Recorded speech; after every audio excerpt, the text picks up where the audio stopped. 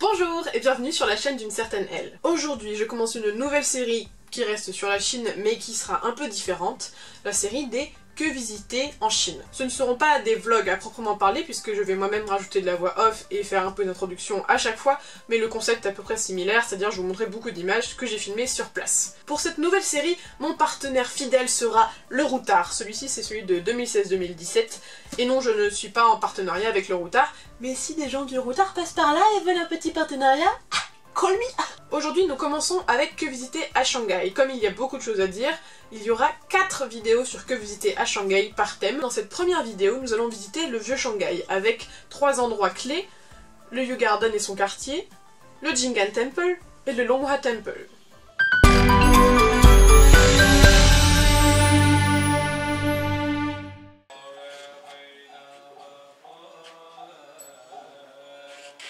Tout d'abord, nous allons parler du vieux quartier de Shanghai et le Yu Garden.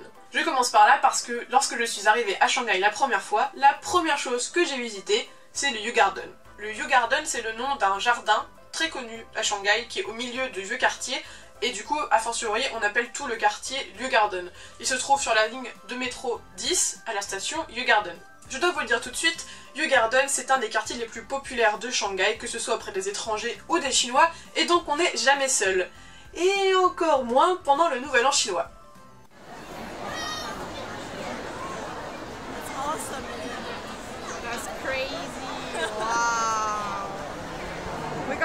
Ceci étant dit, place aux vidéos.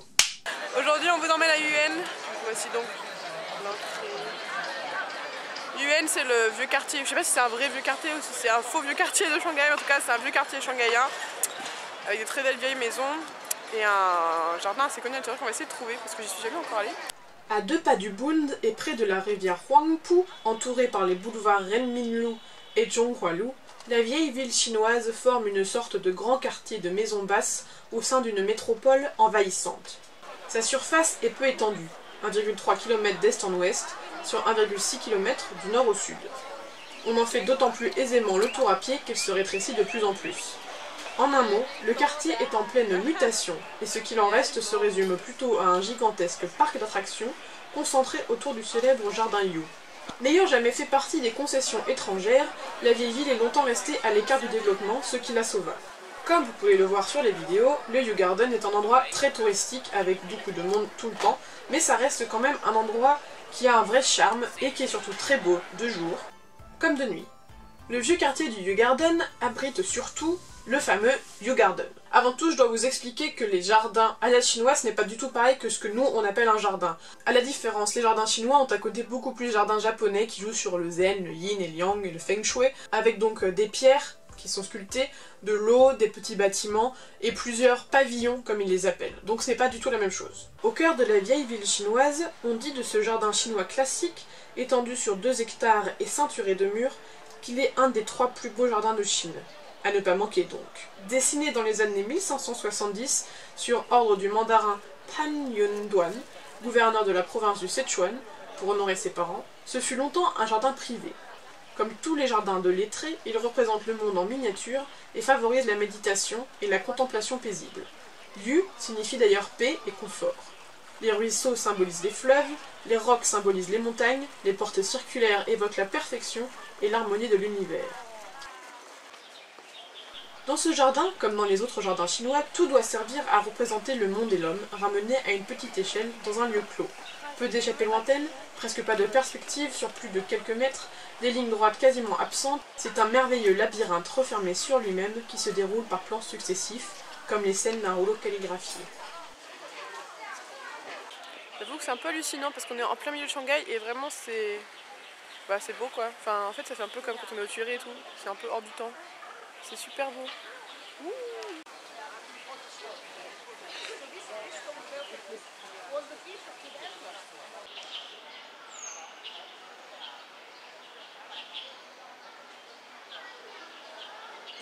Donc maintenant il pleut et nous sommes au City God Temple en plein milieu de Yuen. Que je connais pas non plus, mais donc on va voir ce que ça donne.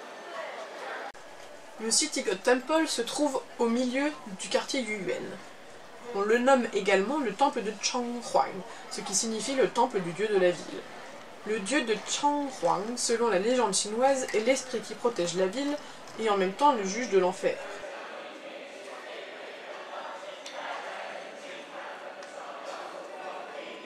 Très vieux temple taoïste, il a été complètement refait au début des années 2000 et est depuis 2006 ouvert à la pratique religieuse.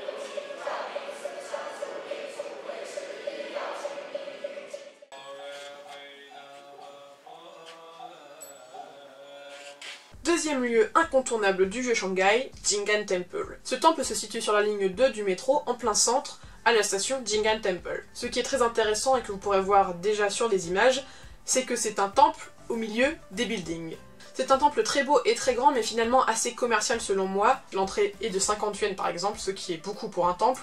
Et tout est doré, tout est refait avec des feuilles d'or, donc on voit que c'est vraiment quelque chose de très neuf et que c'est une vitrine des temples à la chinoise. Nous sommes au temple Jing'an, qui est entre 1600, quelque chose comme ça. Et comme vous avez pu le voir, c'est en plein milieu de tous les immeubles, donc c'est très bizarre, mais c'est très très beau et c'est vraiment, enfin énorme, genre vraiment très gros. C'est vraiment très gros.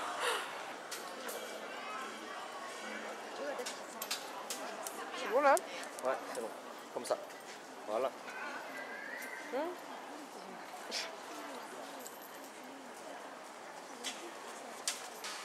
Le site de ce temple bouddhique existait déjà comme site religieux en 247 après Jésus-Christ.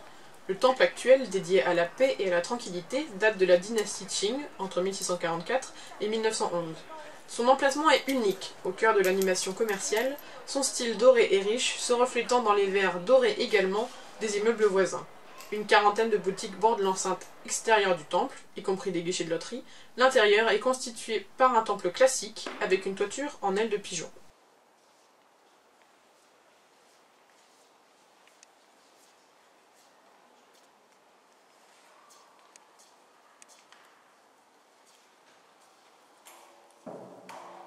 Jing'an Temple est donc un incontournable à Shanghai et je vous conseille fortement d'y aller.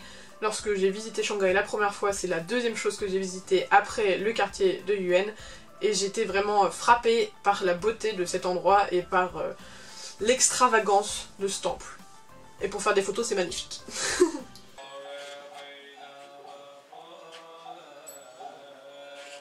Troisième et dernier lieu complètement différent de Jing'an Temple, le Longhua Temple. Attention, le temple de Longhua ne se trouve pas à la station Longhua, mais à la station Longzhou Road, sur les lignes 3 et 12. C'est un temple beaucoup moins connu et beaucoup moins touristique, car il est très excentré. Pourtant, c'est un temple vraiment magnifique, qui, au contraire de Jing'an, qui est très doré et très beau et très... tout ça, a vraiment une âme spirituelle. Je ne sais pas comment dire, mais il y a vraiment une sensation qu'on est dans un lieu religieux et une vraie douceur et une vraie sérénité qui se dégage de ce lieu. Lorsque nous sommes allés le visiter avec mon ami, il pleuvait, et pourtant le lieu était tout aussi magnifique, voire même il gagnait une aura de mystère très plaisante. Image? Hello! Nous voilà arrivés au Longhua Temple, on va voir derrière. Là, on va aller visiter ça tout de suite, et déjà, vous pouvez voir, bah, je vous ai montré jamais là. C'est grand et tout. Ça c'est apparemment la partie la plus vieille du temple, et du coup nous on va aller voir un petit peu l'intérieur. C'est le temple bouddhique le plus vieux et le plus grand encore en activité de Shanghai. 80 moines environ y résident encore. Un premier monastère fut fondé sur ce site en l'an 242, à l'époque des Trois Royaumes. Mais l'ensemble fut détruit, puis reconstruit en partie sous la dynastie Song, et enfin totalement achevé de 1403 à 1421. Le reste du monastère, séparé de la pagode par une rue, est composé de 7 pavillons répartis autour de cours intérieures. Dans la grande cour, les tours de la cloche et du tambour, face à face. Seule celle de la cloche, à droite en entrant dans le temple, est accessible aux voyageurs. L'attraction favorite consiste à y monter pour faire retentir la cloche de Longhua. J'étais pas au courant, moi, j'ai pas fait ça, hein. Apprêtez-vous à débourser 50 yuan pour la faire sonner une seule fois. Ah, je comprends mieux.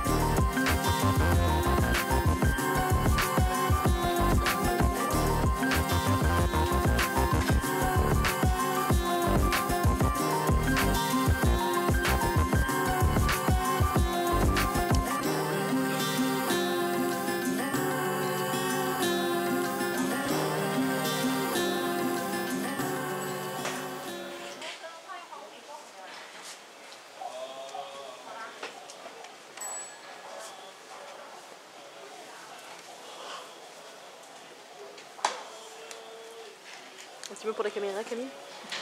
C'est beau, hein.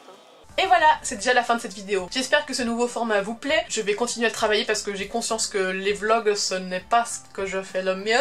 Si vous avez aimé cette vidéo, n'hésitez pas à liker, vous abonner ou à commenter, ça fait toujours plaisir. Je vous retrouve la semaine prochaine, mercredi à 18 h pour une nouvelle vidéo. Et...